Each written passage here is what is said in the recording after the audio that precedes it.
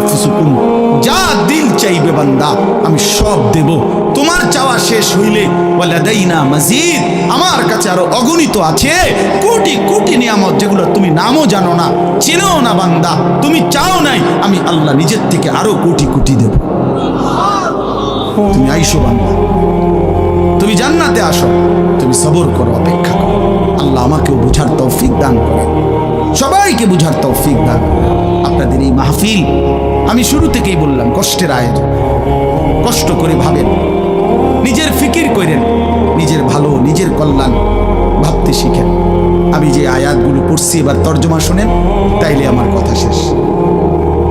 আয়াতগুলো মূল বক্তব্য হলো আল্লাহ তাআলা বলছেন এই পৃথিবী একদিন শেষ হবে, হাসরের মাঠ কায়েম হবে, মানুষগুলোর দুইটা অবস্থা হবে, কিছু আমার প্রিয় বান্দা হবে, কিছু নাফরমান বান্দা হবে। আল্লাহ তাআলা এই কথাটা খুব গুরুত্ব দিয়া কোরআনে বুঝাইছে, বান্দা এই রং রসের এই সৌন্দর্যময় পৃথিবী তোমার কাছে যত লোভনীয়ই মনে হোক, আকর্ষণীয় মনে হোক, তবে এটা নিশ্চিত যে তুমিও থাকবা না, দুনিয়াও থাকবে না।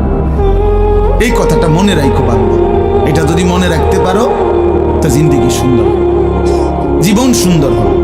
এই জন্য কোরআনুল কারীমে আল্লাহ তাআলা খুব এই কথাটা বুঝাইতে চাইছে, বান্দা এই এত সুন্দর পৃথিবী দেখে তুমি যতই বিমোহিত হও, মুগ্ধ হও, তো মনে রাখো এটা থাকবে, আমি একদিন ভেঙে ফেলব। ইযাস সামাউন ফাতারাত, আসমান ভেঙে চুরচুর হবে। ওয়া ইদাল কাওয়াকিবুন তাসারাত, তারকারাজি খসে খসে পড়বে। পাহাড়গুলো উঠতে থাকবে তুলার মতো। ওয়া তাকুনুল জিবালু কাল ইহনিল মানফুশ, ওয়া বুসাতিল জিবালু বাসসা, পাহাড়গুলো তুলার মতো উঠতে থাকবে। সাগর নদীর পানিগুলো টকবক করে উতরাইতে থাকবে। মা তার কোলের বাচ্চাকে ছুঁড়ে ফেলে দিবে, গর্ভবতী নারীর বাচ্চা নিজে নিজে বের হয়ে যাবে। সব মানুষ পাগলের মতো মাতালের মতো হয়ে যাবে। ইসরাফিল ফু দিবে, জমিনের মধ্যে ভূমিকম্প শুরু হবে, বিকট শব্দে আওয়াজ হবে। আল কারিআতু মাল কারিআ। আল্লাহ তাআলা এই কথাগুলো বহুভাবে বহু আয়াতে বুঝাইতে চাইছেন, বুঝাইয়া বলছেন, বান্দা একদিন তুমিও শেষ হবা, আমার এই সৃষ্টি জগৎ শেষ হবে, হাসরের মাঠ কায়েম হবে। তো এখানেও আল্লাহ তাআলা বলছেন, কাল্লা ইদা দুক্কাতিল আরদু দাক্কান দাক্কা, সাবধান বান্দা, মনে রেখো এই জমিন একদিন চূর্ণ বিচূর্ণ হয়ে যাবে। কি হবে বলেন না? ওইখানে একটা কথা আছে, লম্বা কথা, অতুহিব্বুনাল মালা হুব্বান জাম্মা।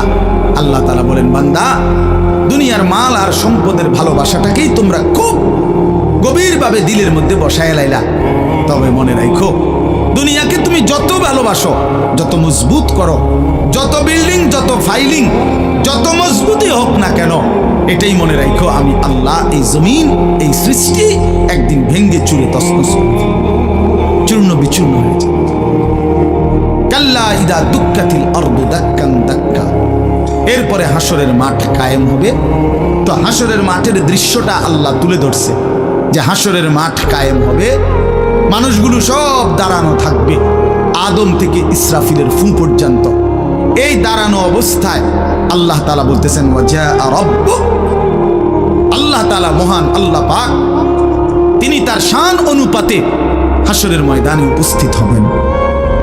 ওয়াল মালাকু সাফফান সাফফা, কোটি কোটি ফেরেশতা সারিবদ্ধভাবে লাইন ধরে দাঁড়াবে। চারদিকে কোটি কোটি ফেরেশতা, মহান আল্লাহ পাক উপস্থিত, আর মানুষগুলো সব দাঁড়ানো। এই কল্পনা করে হাসরের মাঠ। এবার কি হবে? আল্লাহ বলেন, ওয়াজিআ ইয়াউমাইদিন বিজাহান্নাম। এই অবস্থায় ফেরেশতারা জাহান্নামকে ৭০,০০০ আগুনের শেকল দিয়ে টেনে হাসরের ময়দানে উপস্থিত হবে। মানুষগুলো সচক্ষে জাহান্নামকে দেখবে। জাহান্নাম একটা বিকট তারা আগুনের গর্জন, তীব্র আগুনের যখন একটা গর্জন উঠবে, আল্লাহর কসম নবী বলছে, পুরা হাসরবাসী তখন চিৎকার দিয়া বলবে, ইয়া রব্বি নাফসি নাফসি, আয় মাওলা আমাকে বাঁচান, আমাকে বাঁচান। এই প্রথম হাসরবাসী কথা বলবে। তাফসীরে আছে, হাদিস, মানে প্রথম চুপচাপ দাঁড়ায় থাকবে, কিন্তু জাহান্নামকে যখন দেখবে, জাহান্নামের চিৎকার যখন শুনবে, তখন পুরা হাসরের ময়দানে চিৎকার উঠবে, ইয়া রব্বি নাফসি নাফসি, আল্লাহ আমাকে বাঁচান। নবী সাল্লাল্লাহু আলাইহি ওয়াসাল্লাম বলেন, আল্লাহ তাআলা ফেরেশতারা যেন দেখাই দিবে ইব্রাহিম আলাইহিস সালামকে, ওই যে আপনার ছেলে ইসমাঈল, তার ব্যাপারে কিছু বলবেন। ইব্রাহিম আলাইহিস সালাম বলবেন, ইয়া রব্বি নাফসি নাফসি, এই মাওলা আমাকে বাঁচান, আমাকে। ওর বিষয়টাও দেখো। ইয়াকুব আলাইহিস সালাম, ওনার ছেলে ইউসুফ আলাইহিস সালাম, এটা সেই ছেলে 40টা বছর দুনিয়াতে যার জন্য উনি কাঁদছিলেন। ফেরেশতারা বলবো, ওই যে ইউসুফকে দেখা যায়, তার ব্যাপারে কিছু বলবেন। ইয়াকুব আলাইহিস সালাম বলবেন, ইয়া রব্বি নাফসি নাফসি, এই মাওলা আমারে বাঁচান।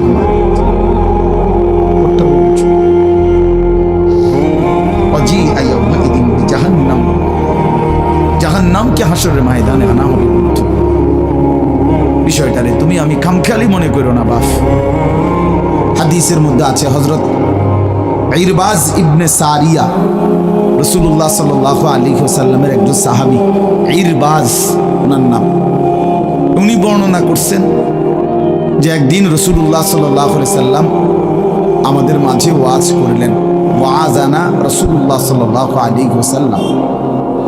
দুই একজন স্বেচ্ছাসেবক ভাই কাজ করে খেদমত করো, যে বলো যে বসতে।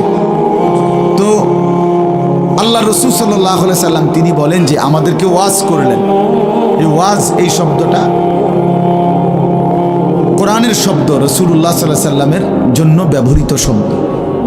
ওয়াজ ওয়াজ এটাই সুন্দর। প্রোগ্রাম, এই আজকেও একজন আমারে একটু আগে, হুজুর এখন কোথায় প্রোগ্রাম? না, কোথাও না। হয়তো আপনি এখন কোথাও মানে ওয়াজ যাবেন না? হ্যাঁ যাবো, ওয়াজে তো আছে আব্দুল্লাহ ফুদ্দেবী। মানে আমার তো এখন এটা ওয়াজ মাহফিল, প্রোগ্রাম। প্রোগ্রাম কি থাকবে? প্রোগ্রাম আর ওয়াজ সমার্থবোধক শব্দ নয়। ওয়াজের ইংরেজি না প্রোগ্রাম, ওয়াজ ওয়াজ এটাই। তার মানে প্রোগ্রাম তো যে কোনো অনুষ্ঠানকে বলে, খানা দানা, যে কোনো আড্ডা, এটাও তো একটা প্রোগ্রাম। কিন্তু রাসূলুল্লাহ সাল্লাল্লাহু আলাইহি সাল্লামের সাহাবীরা ব্যবহার করছেন যে নবীজি আমাদের মাঝে ওয়াজ করলেন। আপনার কাছে এটা পুরান পুরান মনে হইল, এটা হাদিসের শব্দ। ইয়াইজুকুম লাআল্লাকুম তাযাক্কারুন, এই যে কোরআন শরীফ আছে, আল্লাহ বলেন আমি ওয়াজ করতেছি তোমাদেরকে যেন তোমরা আমি আল্লাহর ওয়াজ থেকে উপদেশ গ্রহণ করতে পারো।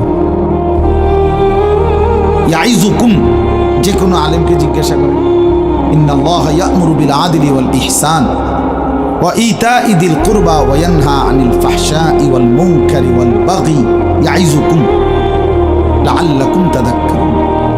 এজন্য ওয়াজ, এই শব্দটা কোরআনের শব্দ, এটা রাসূলুল্লাহ সাল্লাল্লাহু আলাইহি সাল্লামের শব্দ। তাহলে এর চাইতে দামি হয়ে গেল প্রোগ্রাম? কথা বলেন না। যাই হোক, তো বলতেছিলাম আল্লাহ নবী সাল্লাল্লাহু আলাইহি ওয়াসাল্লাম তিনি বললেন, ওয়াজ করলেন, সাহাবী বলতেছেন। তো এটা আমাদের অবস্থা কি হলো? শ্রোতাদের হালাত কি হলো?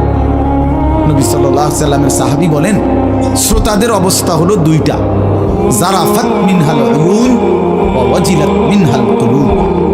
নবীজির ওয়াজের পরে আমাদের হালাত হলো এই, আমাদের চোখ দিয়ে অঝরে পানি ঝরতে লাগলো, আমাদের দিল আল্লাহর ভয়ে কাঁপতে লাগলো।